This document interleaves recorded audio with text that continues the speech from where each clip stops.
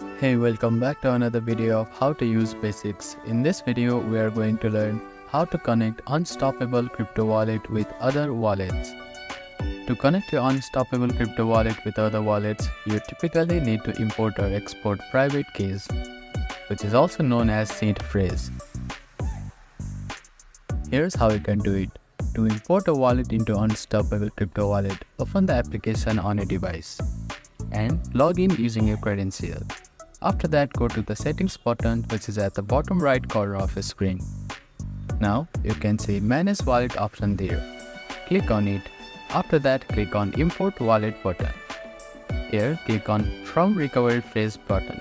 You can also import from iCloud files or Exchange wallet. Now type in the recovery phrase here and click on next button. After that, your wallet will be imported. Another step to connect Unstoppable crypto wallet with other wallet is to export a wallet to another wallet. Simply select the wallet you want to export.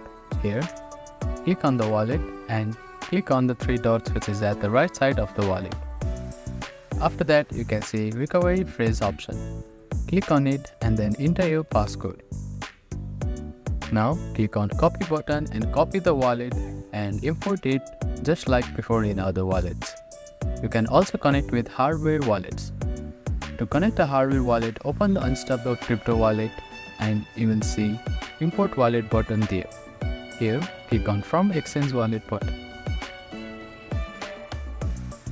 Follow the on-screen instruction to pair your Ledger or Tether device via USB or Bluetooth, depending on your hardware wallet.